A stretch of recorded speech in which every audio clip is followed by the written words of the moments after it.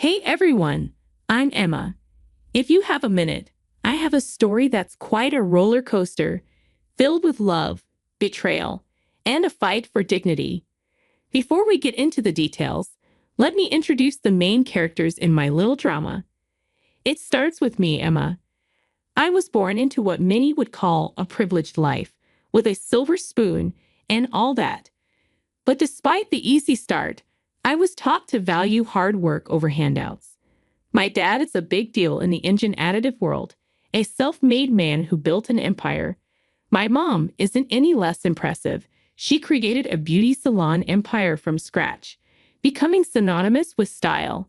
They divorced when I was 19, but they did it amicably, splitting everything equally and staying friends.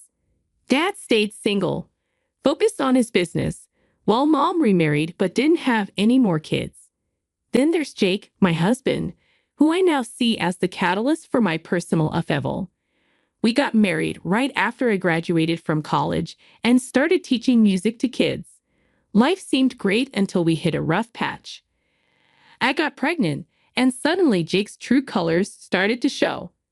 One lazy Sunday, as he lounged on the couch, Jake casually dropped a bombshell. "Emma, babe, why don't you just quit your job and stay home with the baby? We'll manage." I almost choked on my tea. Quit my job? Jake, you know we can't afford that on your salary alone. Plus, I love my work. He waved a hand dismissively, a smirk playing on his lips. Come on, Em, it's not like we're ordinary folks. Your dad's loaded. A little help from him, and we're golden. I felt my blood boil. That's not the point, Jake. I'm not tapping into my parents' wealth for our day-to-day expenses. We agreed to live within our means. But Jake wouldn't let it go. Over dinner, in front of his parents no less, he brought it up again. Emma's considering taking some time off work, with the baby coming and all. His mom, Carol, a woman with a sharp tongue and a knack for finding advantages, jumped in. "Oh, that's wonderful. With Emma's family, you two don't have to worry about a thing." I clenched my fork a little tighter, trying to keep my cool. "Actually, we haven't decided anything, and we intend to manage on our own. Thank you." Jake's dad, Frank, never one to miss a beat, chimed in with a chuckle. "Why play the hard way, Emma? A little help from your folks and you could be living easy. Why waste that opportunity?" The conversation spiraled from there, with Jake and his parents painting grand pictures of a life lived on my parents' dime. Every word felt like a betrayal, twisting the knife a bit deeper. They didn't see me. They saw a ticket to an easy life. That night, lying in bed next to Jake, I couldn't shake the feeling of isolation. "Jake, do you really think we should be relying on my parents like that?" I whispered, hoping for some sign I'd misread the situation. He rolled over, facing me with those eyes that once melted my heart. "Emma, it's not about need. It's about what's smart. Your parents can afford it, and we deserve a break. Why not take it?" Deserve. That word echoed in my head long after Jake had drifted off to sleep. It was clear we were on different paths, with different values. I lay awake staring at the ceiling, wondering how I'd missed the signs and where we went from here. After that first clash with Jake about money and pride, I thought maybe, just maybe, we'd find our way back to the same page. Oh, was I wrong? Enter the in-laws. Stage left, with their own special brand of chaos. Jake's parents weren't exactly the poster children for self-reliance. They had a knack for sniffing out a free meal from miles away, and my family's wealth was like a beacon to them. One evening, we're all sitting around our cramped living room, and Frank's going on about this new business opportunity that just needed a small investment to get off the ground. "So, Emma, darling," Carol starts, her voice dripping with that fake sweetness that could give you cavities. "With your family's resources, I bet you could easily help us out. It's such a sure thing."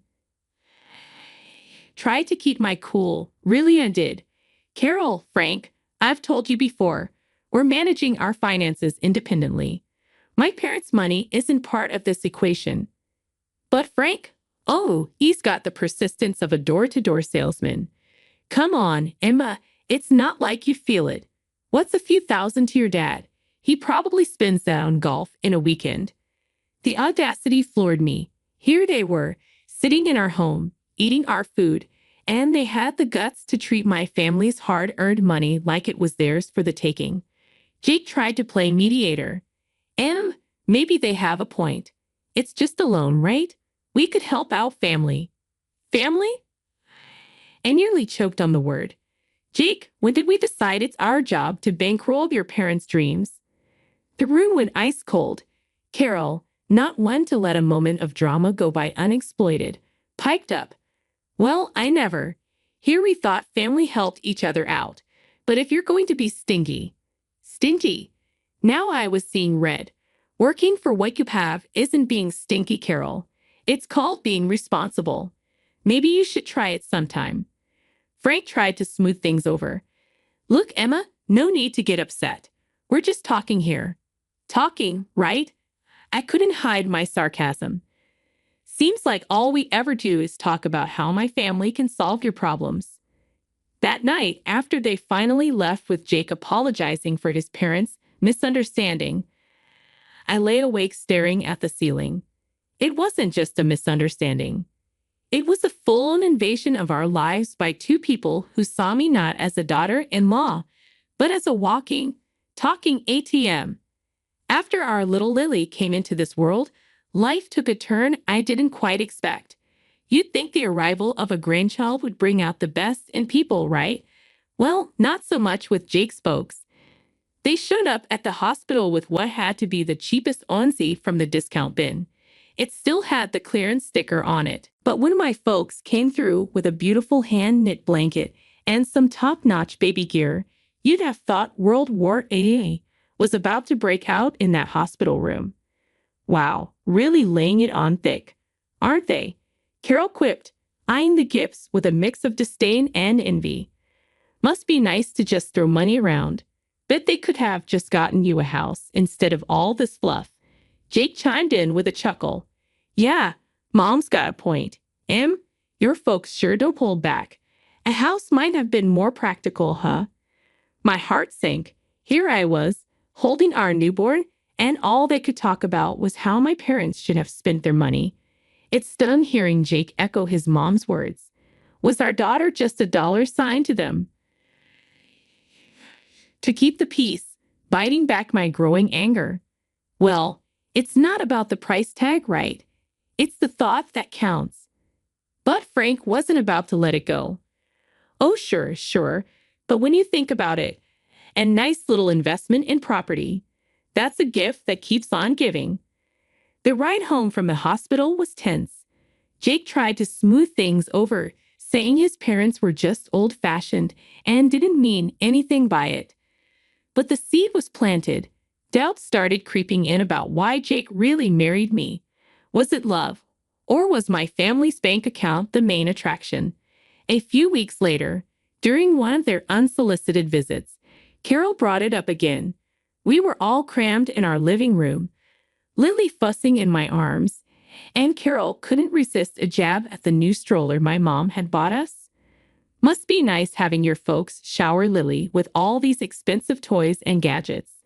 Though a contribution to a house fund would have been more useful, don't you think? She said, her voice dripping with that passive-aggressive tone I'd come to dread. Jake, sitting beside his mom, nodded. Actually, babe, we've been talking. Maybe your parents could help us out with a down payment instead of more baby stuff. Makes sense, right? I was floored. Not only were Jake's parents relentless, after our daughter was born, it felt like she became a bargaining chip for financial gain. It seemed like love and family meant less than money. Asked Jake, is that what this is about for you, using my parents for money? I couldn't hide how hurt I was. I thought we were in this together, for better or worse, not for richer or poorer. Jake looked surprised, but Carol just sniffed. Well, when your wife's parents are rich, it's only practical to think about these things. After they finally left, I lay awake, staring at the ceiling with Lily asleep beside me. It hit me hard. My marriage, my family. It all felt like a transaction to them, and I was the currency. The last few years have been a roller coaster. Lily has grown into a lively 3-year-old, but life has thrown us some unexpected challenges. First, there was Mom. Her accident was sudden and shocking.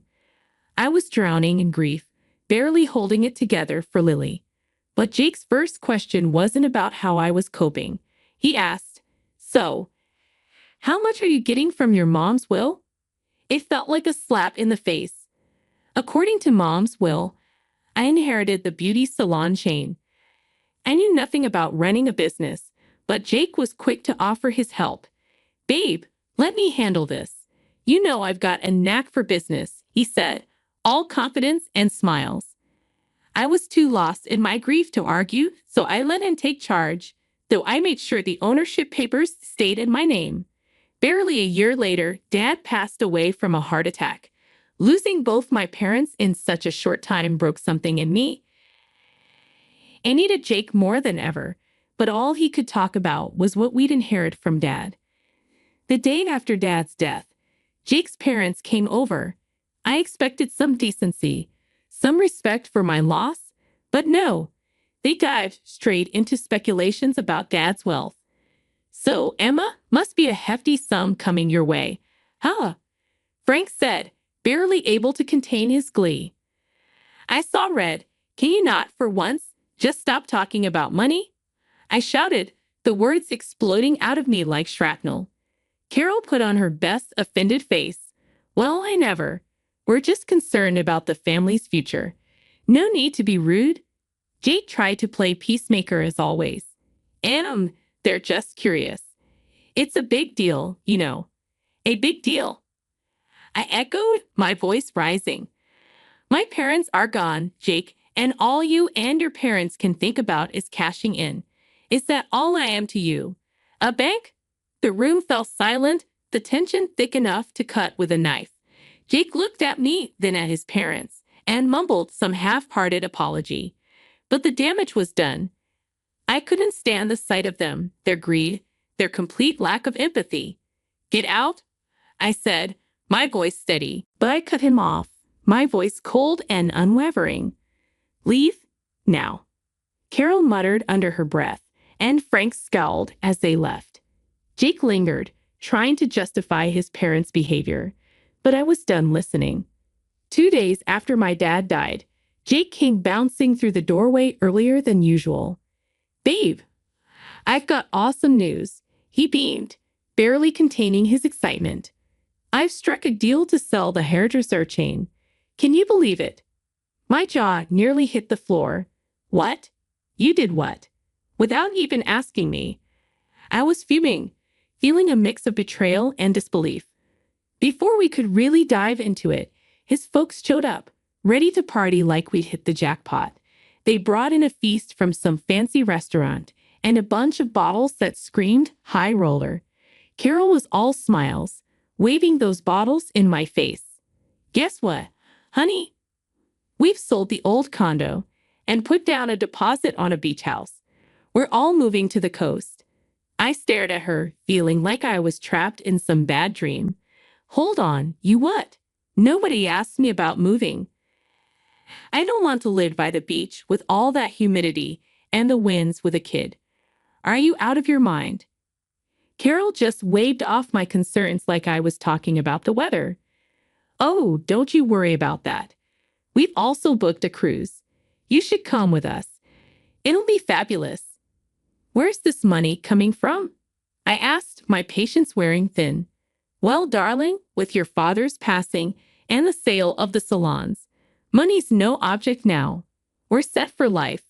Think about it. Yachts, private jets. We're living the dream." Carol's eyes were practically sparkling with dollar signs.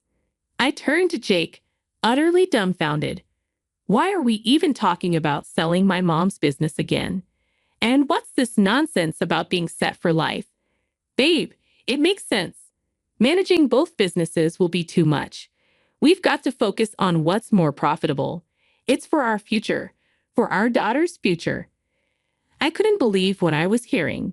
The greed, the audacity. It was all too much. Show me the financials for the salon, I demanded. I want to see everything before we make any rash decisions. Jake squirmed, avoiding eye contact. Look, it's all about our future, about making sure we're comfortable. His parents joined the chorus, pressing me to just let go and enjoy the windfall. But looking at them all, I could see where vultures circling. Why the rush to sell the hairdresser shops again? I pressed, needing answers. Jake shrugged. The picture of Fox reason. Look, babe, after your dad's gone, juggling both businesses just doesn't make sense. We've got to focus on what brings in more dough. The car oil business is a gold mine compared to the salons. His folks perked up at this, chiming in with their 2 cents. Darling, think about it. Selling those little shops could give you a life of luxury. Why waste your time on them? His mom said, her voice dripping with greed. The sight of them practically salivating over my inheritance made my skin crawl. I want you to leave now, I said, my voice firm, my resolve stronger. This is a time to mourn my father, not feast on what he left behind. Jake tried to interrupt, but I cut him off. Another thing, Jake, this is my inheritance we're talking about. Mine. You and your parents have no say in this. The air turned icy as they realized I wasn't the pushover they thought I was. With heavy steps and heavier skulls, they left, leaving me to ponder the lonely battle ahead. The dawn after my father's funeral found me in a fog of grief. The world around me dulled to a monotonous gray. That's when Jake decided to inject his version of color back into our lives. Over a breakfast that tasted like cardboard, he launched into his agenda. We need to call a meeting with the founders of your father's company. Pronto, Jake stated, his voice slicing through the quiet like a knife. I paused, a piece of toast halfway to my mouth, and stared at him. Jake, my father has just been buried. Can't this wait? I need some time to process everything. He waved off my concerns with a flick of his hand. Time is money, babe. We need to act fast. Frustrated and seeking clarity, I reached out to our family lawyer, asking for a breakdown of the beauty salon chain's status and a primer on my father's business dealings. I hoped this information would give me some ground to stand on. A month went by in a blur of legal jargon and financial statements until Jake, accompanied by his parents, descended upon our house once more, each of them bursting with unsolicited advice and greed-laden suggestions. Without so much as a hello, Jake dove right in. You know, Em, I've been thinking I'm the right man to lead your dad's company. The audacity of his claim left me speechless, but he wasn't done. And I'll need a new car, something that screams business mobile. The latest BMW should do the trick. Before I could even muster a response, Carol chimed in with her own outrageous demands. The coastal house is nearly ready. We just need to throw in another $300,000 plus some for furniture. And dear, I expect you to set up an account for me. I need to maintain my lifestyle. After all, after listening to their endless demands, I knew what I had to do. It was like a switch flipped inside me. No more Mrs. Nice Gull. Clutching the divorce papers like a shield, I stepped forward, interrupting their chatter. Jake, we need to talk, I announced, placing the papers before him on the coffee table. He picked them up, a frown creasing his forehead. What's this? His attempt at nonchalance couldn't hide the tremor in his voice. Divorce papers, I stated, every word deliberate. I've had the business audited, Jake. You've run it into the ground. It's teetering on the edge of ruin because of your management. His face drained of color, like a guilty child caught in a lie. I was trying to make it better, he stammered, his excuses as flimsy as his confidence. Make it better by firing our most talented staff and neglecting the core of what made the business succeed. My voice rose, fueled by a cocktail of anger and betrayal. Carol, ever the meddler, couldn't resist intervening. Now, dear, let's remember he's entitled to half of everything. Marriage binds assets. After all, I couldn't help but laugh, but there was no joy in it. Nice try, but everything's been in my name since before I made the colossal mistake of marrying your son. He gets nothing from me. The room went silent. They were stunned, their grand schemes shattering around them. And another thing, I added, staring Jake down. You're going to pay back every penny you've cost the business. Every single penny. When the reality of the divorce finally hit Jake, his reaction was to desperately grovel, pleading with me to reconsider. Please, can't we talk about this? There has to be another way, he begged, his voice cracking with desperation. His parents, not to be outdone in the drama department, launched into their own tearful performance. They lamented about sinking all their funds into the coastal house, a property now hanging by a thread without the next installment. We're going to lose everything, his mother sobbed, her tears flowing freely. Please, think of what this means for us. I listened, my heart hardened by their previous actions, feeling nothing but a detached coldness towards their plight. Sorry, but that's your mess, I stated, my tone unwavering with a newfound resolve. I guided them to the door, closing it and that chapter of my life behind them. In the days that followed, I didn't allow myself to dwell on the past. Instead, I focused on the future. Selling the apartment that Jake and I once shared provided just enough for a quaint, welcoming house that promised a new beginning for my daughter and me. Stepping into our new home, I felt a weight lift off my shoulders, a sense of peace enveloping us in a way that had been missing for too long. The wheels of justice turned slowly but surely. When they finally caught up with Jake, he was ordered to compensate for the turmoil he'd inflicted on the hairdresser chain. The courts determined that his recklessness had a price, and he was forced to liquidate his share of our old apartment to meet his financial obligations. Watching him be held accountable for once felt like bittersweet vindication for the hardship he put us through. One day, out of nowhere, my phone rang. On the other end was my former mother-in-law, her voice laced with desperation. We're in a bind. We need help to buy a place. Any amount would help, she pleaded, her audacity leaving me incredulous. I took a deep breath, collecting my thoughts before responding. You make your bed, I replied, my tone steady and resolute. It's time you lied in it. Ending the call, a mix of emotions washed over me, anger at their continued sense of entitlement, but also a profound sense of freedom from their clutches. After everything that went down with the divorce and wrestling back control over my mom's hairdresser chain, life finally started to brighten up again. It was a tough climb, but gradually the salons began to find their old spark. Bringing back those top stylists we'd lost felt like a victory parade. Watching them walk back through those doors, ready to bring their magic back to our chairs, was like watching the place come alive again. Turns out I was more cut out for the business world than I'd ever imagined.